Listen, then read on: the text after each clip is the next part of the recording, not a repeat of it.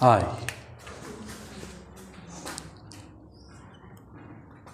7वां chapter था ना।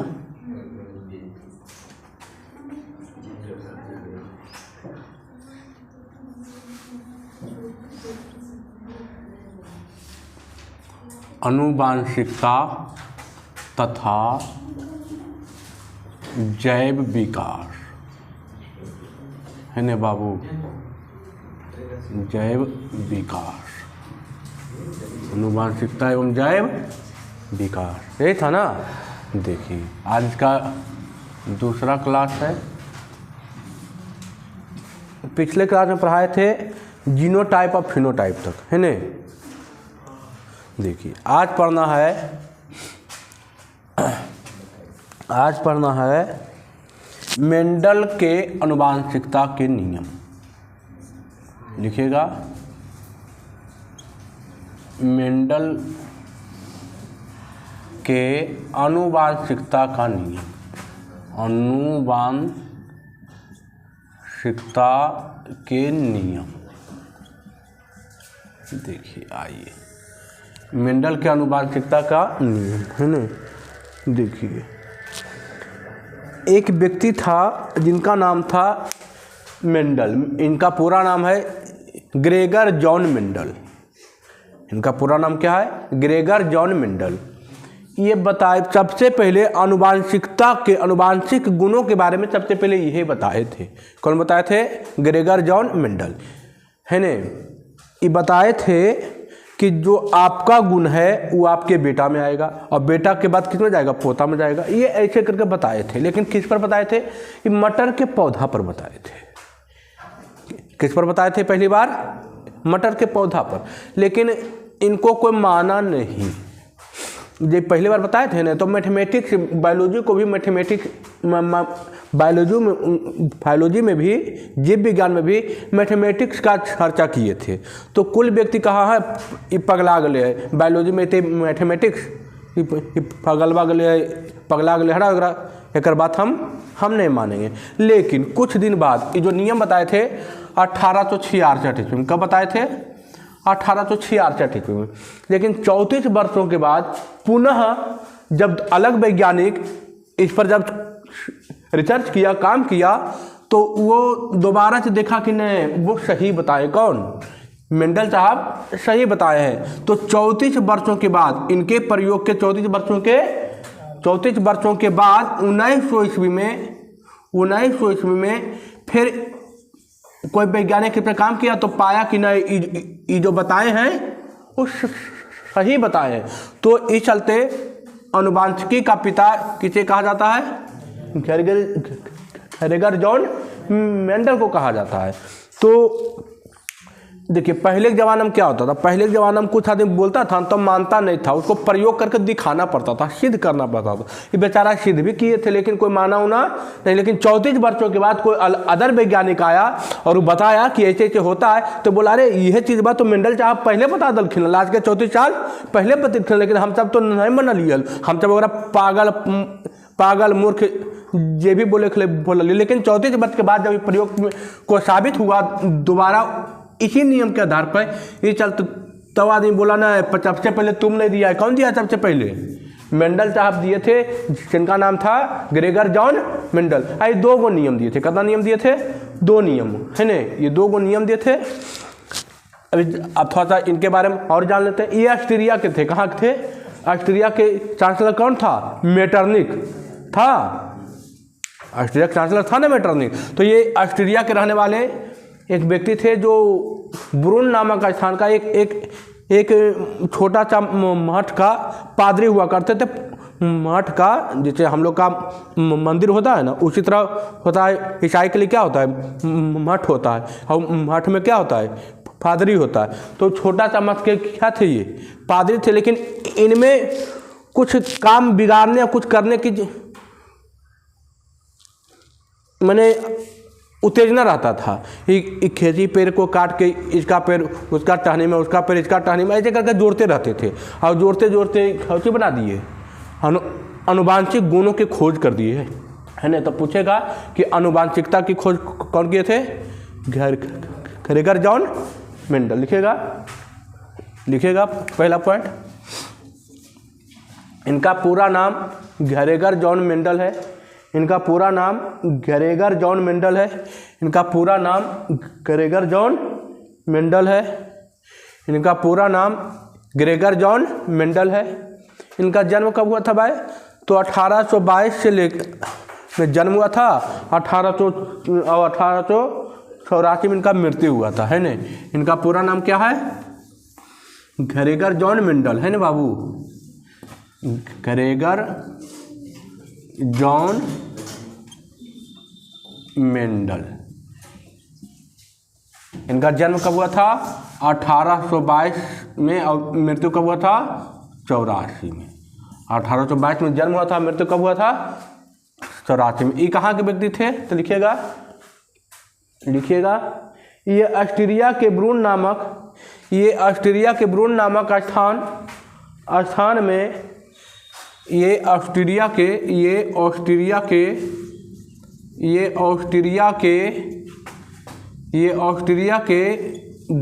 नामक स्थान में ईसाइयों के मठ के पादरी हुआ करते थे। ईसाइयों के मठ के पादरी हुआ करते थे। ये क्या थे बाबू? ये ऑस्ट्रिया के ब्रून नामक स्थान में ईसाइयों के मठ के पादरी हुआ करते थे, है ना। छोटा सा मठ के क्या थे? ये पादरी थे, पंडित जी थे, है ना। तो किसका खोज किया था? लिखिएगा, इन्हें आधुनिक आनुवांशिकी का जनक कहा जाता है। यह लिखिएगा, इन्हें आधुनिक आनुवांशिकी की नींव इन्होंने ही डाली थी। और लिखिएगा, आधुनिक आनुवांशिकी की नींव इन्होंने ही डाली थी। आधुनिक आनुवांशिकी की नींव, आधुनिक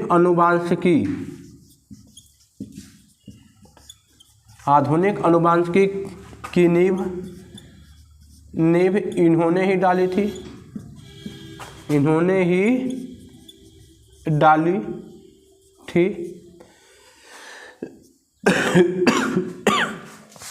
ही डाली थी। लिखिए अगला पॉइंट, इन्हें या इसे आनुवांशिकी का जनक कहा जाता है। इन्हें आनुवांशिकी का जनक कहा जाता है। इन्हें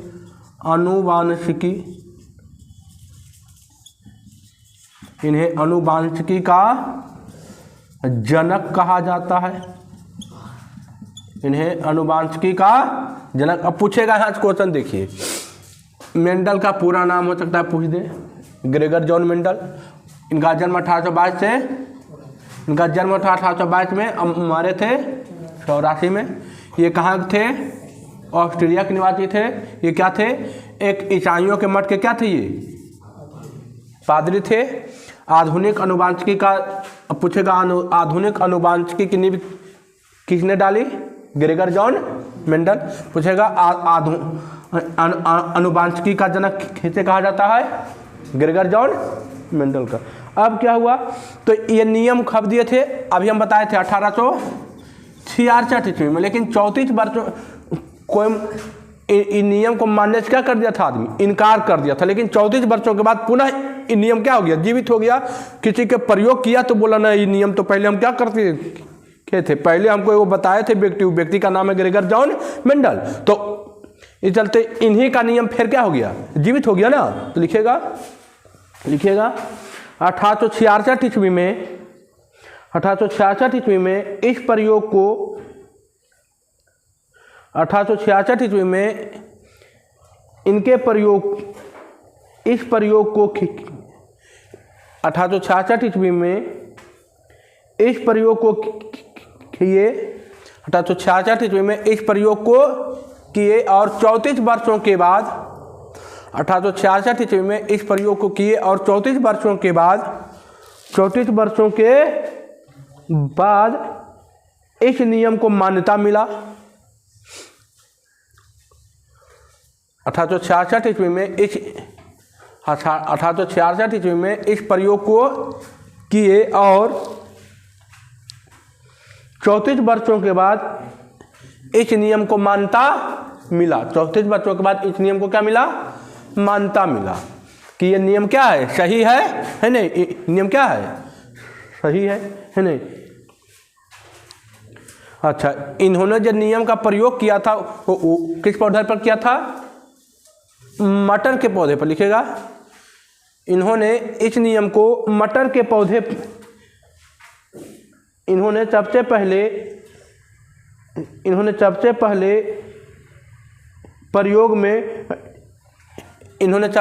प्रयोग मटर के पौधे पर किए थे। इन्होंने सबसे पहले मटर के पौधे पर प्रयोग किए थे। इन्होंने सबसे पहले मटर के पौधे पर प्रयोग किए थे। इन्होंने सबसे पहले मटर के पौधे पर प्रयोग किए थे, है ना बाबू? अब देखिए, अब मेंडल के जो आनुवंशिकता का नियम है कितने प्रकार के हैं? लिखिएगा, मेंडल के आनुवंशिक के नियम 2 प्रकार के हैं। मेंडल के आनुवंशिकता के नियम कितने प्रकार के हैं? 2 प्रकार के हैं। पहला, नहीं, मेंडल के आनुवंशिकता नियम कितने प्रकार के हैं? 2 प्रकार के हैं। तो पहला बताते हैं बाबू, नहीं, पहला लिखिएगा, पहला नियम चल रहा है, पहला लिखिएगा। इसे बोलते हैं मेंडल का प्रथम नियम। मेंडल का प्रथम नियम, मेंडल का प्रथम नियम, या इसको बोलते हैं पृथक्करण का नियम, है ना? पृथक्करण का नियम बाबू, पृथक्करण का नियम, या इसे बोलते हैं एक संकर का नियम, एक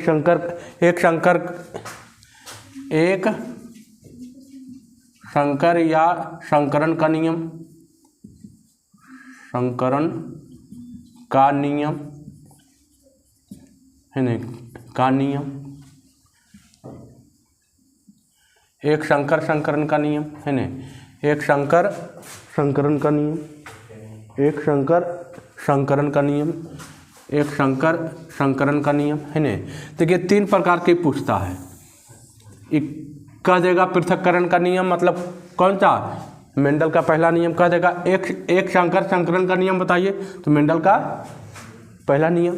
अब नियम क्या था, ये क्या बोले थे? देखिए, ये क्या किए, मटर के 2 दाना लिए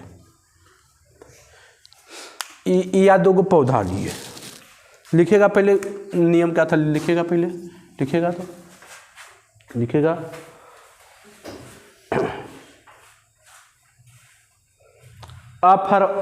अप्रभावी गुणों में ना तो कोई बदलाव आता है। अब अप्रभावी गुणों में ना तो कोई बदलाव आता है, अप्रभावी गुणों में ना तो कोई बदलाव आता है और ना ही ये लुप्त होता है। अप्रभावी गुणों में ना तो कोई बदलाव आता है, अप्रभावी गुणों में ना तो कोई बदलाव आता है और ना ही ये लुप्त होता है, और ना ही ये लुप्त होता है। संकर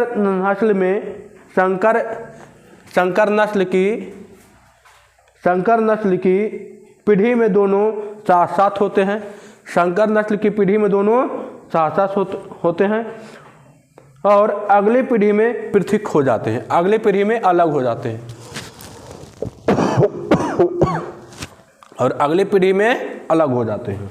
लिखे, अप्रभावी गुणों में ना तो कोई बदलाव आता है और ना ही ये मुक्त होता है, लुप्त होता है।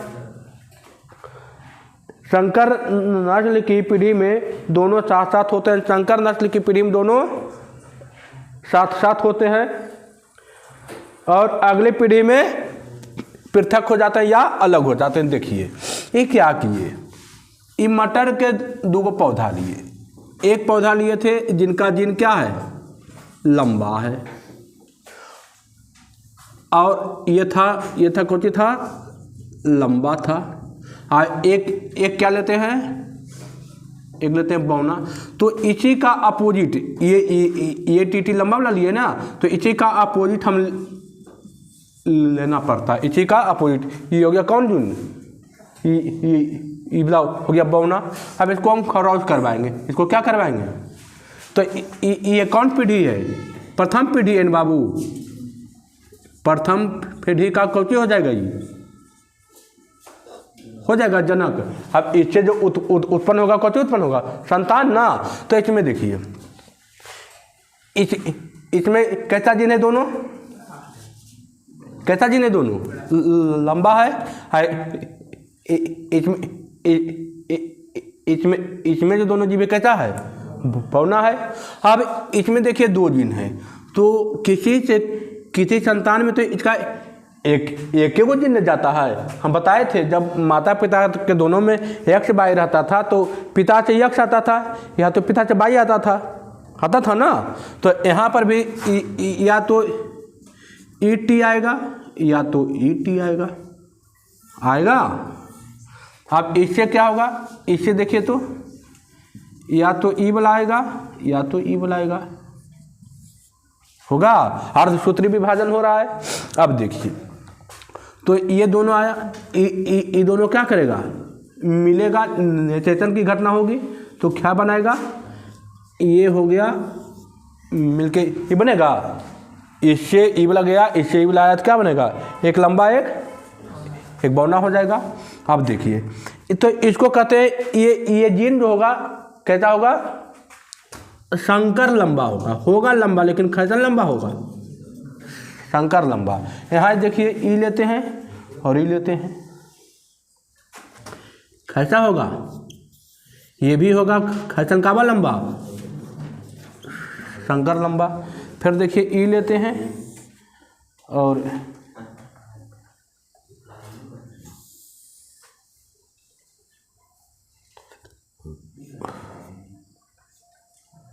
ई लेते हैं, तो ई भी कैसा होगा, यही होगा, ई भी कैसा काबा आएगा लंबा, संकर लंबा। अब देखिए अब एगो ही बचा, एगो ही बचा,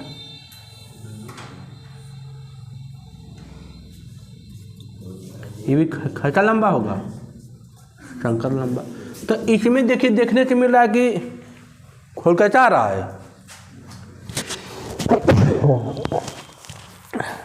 खोल कैसा आ रहा है, लंबा आ रहा है ना लंबा, लेकिन लंबा है, कैसा लंबा है, शंकर लंबा है, मिलावटी लंबा है ने। अब देखिए तो मेंडल साहब सोच में पड़ गए कि साला हम लिए थे एक लंबा पौधा, एक लिए थे बौना पौधा, जब इसको हम मैंने आपस में अथी करवाए, संजोग करवाए तो टोटल आ गया, कौची आ गया है, लंबे आ गया है, हमारा नियम गलती है क्या। फिर उस सोच में पड़ गए तो फिर सोचे अच्छा ठीक है अब यह दोनों से करवाते हैं, तब क्या आता है। तो देखिए तो एक ई वाला लिए और एक ई वाला लिए, एक कौच ले रहे हैं, इसके लिए संतान हो जाएगा ना, ये हो जाएगा ना संतान, इसका क्या है संतान है ना। अब ये लिए, अब इसको हम खरवाए तो इससे भी निकलेगा, कौच निकलेगा, एक ईटी निकलेगा, एक ईटी निकलेगा, इससे भी लिए तो एक ये निकला, एक ये निकला, छोटा निकला। अब देखिए अब इससे करवाए तो देखिए तो दोनों क्या आ गया, किसका गुण उभर रहा है, देखिए ध्यान दीजिए, प्रथम पीढ़ी का जनक पोता में आ गया, ये हो गया इसका कौन हो गया, बाप, इसका क्या हो गया, पोता। मैंने पोता में गुंजा को भर रहा है, ये था शुद्ध लंबा, ये क्या था, शुद्ध लंबा था, इसमें टोटल लंबे वाला गुण था। आई था शुद्ध बौना, ये क्या था, शुद्ध बौना था, शुद्ध बौना। यहाँ पर देखिए आ गया शुद्ध लंबा। फिर देखते हैं ये भी, ये दोनों लिए तो फिर ई लेते हैं और ई लेते हैं, देखिए तो लंबा है लेकिन कैसन काबा लंबा है, शंकर लंबा है। कैसा लंबा हो गया है, शंकर लंबा है। फिर देखिए तो ई लेते हैं, कैसा आया है, शंकर लंबा आया ना, शंकर लंबा। एक आया ग्रेटर टी, एक आया स्मॉल टी, तो शंकर लंबा हो गया ना, शंकर लंबा। अब फिर देखिए एक बार ये हो गया, अब एक बार ई लेते हैं, ये तो हो गया, एक बार ई लेते हैं और ई लेते हैं, कैसा आ गया, स्मॉल टी। तो स्मॉल टी मतलब कैसा हो गया, ये हो गया शुद्ध लंबा। ये कैसा आ गया, शुद्ध लंबा। आई कैसा आ गया, शुद्ध बौना। तो क्या देखे आप, क्या देखे आप क्या देखे, हम प्रथम पीढ़ी में दोनों जीन जो लिए थे लंबा लिए थे, एक लिए थे क्या लिए थे, बौना। लेकिन इन दोनों का हम जब संकलन करवाए, आपस में संकलन करवाए, तो कौन सी मिला, प्रथम ये जो पहला जो मिला था कुल मिला था लंबा लंबा ही मिला था। लेकिन अगला पीढ़ी में हम ही दोनों को पकड़ के ले गए तो क्या देख रहे हैं कि हमको प्रथम पीढ़ी वाला जो शुद्ध लंबा था आके मिल गया ना, ये दोनों भी मिला, ये पीढ़ी भी मिला दूगो, है ना। तो यहाँ देखिए ये शुद्ध लंबा हो गया, ये शंकर लंबा हो गया, ये शुद्ध बौना। तो हम क्या देख रहे हैं कि एक दो पीढ़ी के बाद रिपीट हो रहा है कि नहीं, रिपीट हो रहा है ना, रिपीट हर दो पीढ़ी में क्या हो रहा है, रिपीट हो रहा है, हो जाता है कि नहीं रिपीट। यही चलते किसी का देखते हैं कि दोनों माता पिता गोरा है तो उसका बेटा हो सकता है काला हो जाता है, क्योंकि आ जाता है गुण में, किसके गुण में आ जाता है, बाबा वाला गुण में आ जाता है। यही चलते हड़बड़ाना नहीं है कि उन्हें हमरा अथी कर दिए, नहीं, ये ख्वाब में नहीं रहना। हो सकता है आपके बाबा वाला गुण आ जाए, है ना। ये चलते नहीं कहना है कि अरे मैया बपत गोरल हो रे, बेटवा काला हो नहीं रे, ये नहीं बोलना है। आप ही का संतान रहता है ना, दूसरे का नहीं रहता है। चलिए आया, अब इसमें पूछेगा, अब इसमें वो पूछेगा, क्या पूछेगा क्वेश्चन, देखिए तो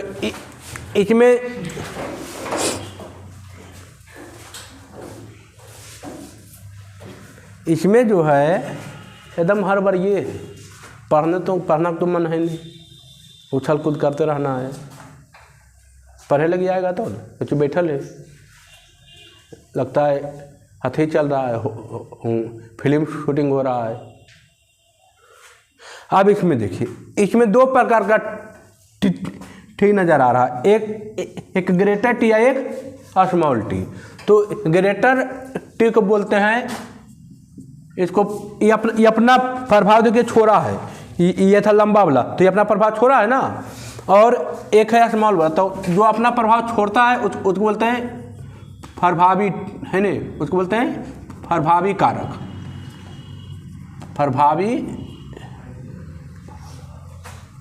प्रभावी कारक। और जो अपना प्रभाव नहीं छोड़ता उसको अप्रभावी कारक, अप्रभावी कारक, है ना। तो पहला लिखेगा प्रभावी, लिखिए जल्दी ना,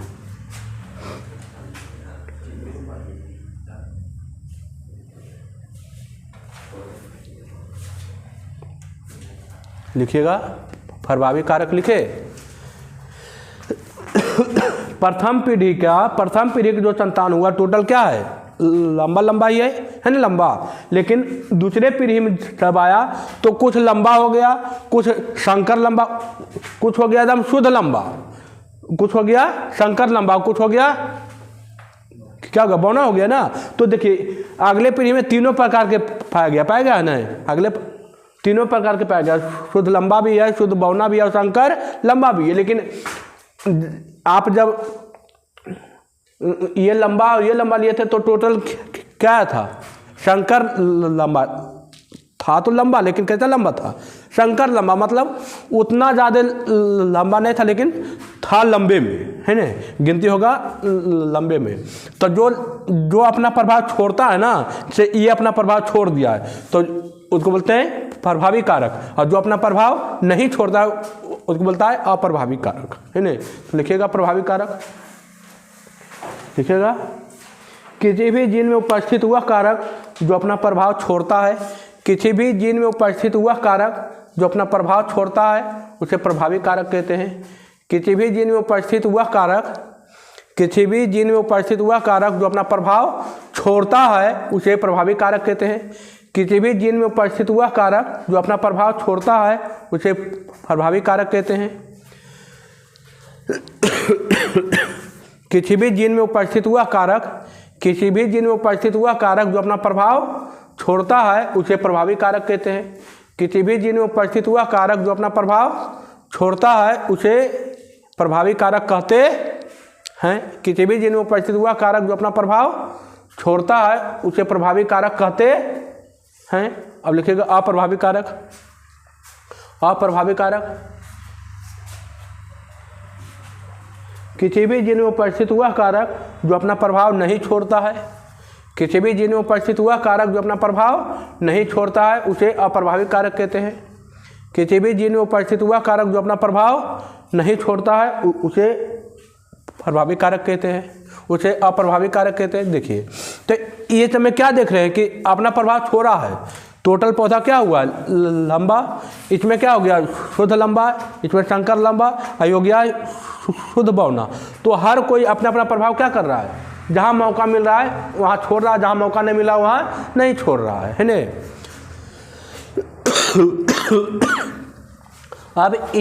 अब इसमें से कोई पूछेगा कि फिनोटाइप बताइए, कोई पूछेगा कि फिनोटाइप बताइए, फिनोटाइप बताइए। तो फिनोटाइप में क्या होता है, दो ये जीन होता है, एक लंबा वाला एक बौना वाला। तो देखिए इसमें कितना लंबा हो, इसका जो फिनोटाइप है कितना लंबा है, 1 2 3 गो लंबा है ना, ये शुद्ध लंबा है, ये लंबा है, ये लंबा है, लेकिन है तो तीनों लंबा। तो 3 गो हो गया, कौची हो गया लंबा, एगो क्या हो गया है, एगो कौची हो गया बौना। तो फिनोटाइप हो गया 3:1। अब पूछेगा आपका, अब पूछेगा जीनोटाइप। तो जीनोटाइप पूछेगा, जीनोटाइप पूछेगा कि कितने प्रकार के जीन था बाबू। तो देखिए एक जीन था जो शुद्ध लंबा वाला था, एक जीन था संकर लंबा, और एक जीन था शुद्ध बौना। तो शुद्ध लंबा वाला जीन क्या था, एगो था, एगो था। आपको पूछेगा शुद्ध बौना वाला जीन कैगो, संकर लंबा कैगो था, 2 गो था। अब शुद्ध बौना कैगो था, एगो था। तो ये हो गया जीनोटाइप है नहीं, इसको बोलते हैं जीनोटाइप। फिनोटाइप में 2 चीज़ रहता है, एक लंबा एक बौना। देख लेना है कि कौन लंबा है कौन बौना है। तो देखिए 3 गो था, है ना, तीनों लंबा वाला है, क्या था एक बौना वाला था, 3:1। अब पूछेगा फिनोटाइप। तो फिनोटाइप में देखिए फिनोटाइप में 3 चीज़ था, एक शुद्ध लंबा, दूसरा संकर लंबा, और एक शुद्ध बौना था। तो देखिए शुद्ध लंबा एगो है, संकर लंबा 2 गो है, और शुद्ध बौना कैगो है, एगो है। तो ये हो गया जीनोटाइप हो गया। कोई दिक्कत है नहीं। इसको ये जब बॉक्स देख रहे हैं इसको बोलते हैं एलील। इसको क्या बोलते हैं, एलील है नहीं। ये बॉक्स जो देख रहे हैं इसको एलील कहते हैं, है नहीं। अच्छा, कभी प्रश्न उठ सकता है कि मटर का पौधा ही काहे लिए, ये भी प्रश्न आप पूछ सकते हैं कि सर खरेगर जॉन मेंडल साहब मटर के पौधा काहे लिए। तो मटर के पौधा ये चलते लिए कि उसमें साफ पता चलता है, वो कम समय में हो जाता है, 3-4 महीना में काम उसका हो जाता है, 3-4 महीना में फल फूल दे करके ख़त्म हो जाता है ना। तो 3 महीना देखिए। अब उसी में देखिएगा कि कोई पौधा मटर का होता है जो लंबा होता है, कोई नाटा होता है, तो उसमें साफ क्या होता है, दिख जाता है। यही चलते किसका पौधा लिए हो, मटर का पौधा लिए, ताकि साफ क्या चले, पता चले। जब ये दोनों का संकर करवाए तो पता चला कि एक बार तो कुल्हे लंबा हो गया, फिर ये दोनों के लिए इसको देखे तो पता चला। जब यहाँ पर लिए तो पता नहीं चला, यहाँ पर तो देखने में लग रहा है फूल क्या है, लंबे। लेकिन जब इसको बना दिए, कोची बना दिए, सनक बना दिए, और फिर जब ये दोनों का संकरण करवाए, आपस में, तो पता चला कि देखिए आ गया शुद्ध लंबा, संकर लंबा। तो अब देखिए कि अगला पीढ़ी से जाकर के क्या हो रहा है, उभर रहा है। मतलब एगो आ रहा है शुद्ध लंबा, दूगो आया संकरण लंबा, एगो आया शुद्ध बौना। तो पता चला कि ओ जो ये दोनों का गुण है, एक पीढ़ी में नहीं आके दूसरे पीढ़ी में क्या हो जाएगा, उभर जाएगा, या तो तीसरे पीढ़ी में क्या होगा, उभर जाएगा, है नहीं। इस प्रकार पीढ़ी दर पीढ़ी क्या होता रहता है, चलते रहता है। इसमें कोई दिक्कत, चलिए, है नहीं। यहाँ क्वेश्चन पूछेगा आनुवांशिकता के जनक किसे कहा जाता है, ग्रेगर जॉन मेंडल के पूछेगा। आनुवांशिक नियम कब दिया गया था, 1866 में। पूछेगा आनुवांशिकता के नियम को कब मान्यता प्राप्त हुआ, 19वीं ईस्वी में। पूछेगा आनुवांशिक नियम कौन दिए थे, ग्रेगर जॉन मेंडल दिए थे। पूछेगा आनुवांशिकता के कितने नियम हैं, 2 नियम है, पहला नियम अभी बताए हैं, है ना। पूछेगा यहाँ से कि प्रभावी कारक और अप्रभावी कारक बताइए, बता दीजिएगा। जो अपना प्रभाव छोड़ता है उसको प्रभावी कारक, और जो अपना प्रभाव नहीं छोड़ता वो अप्रभावी कारक। आगे बढ़े, चलिए अब देखिए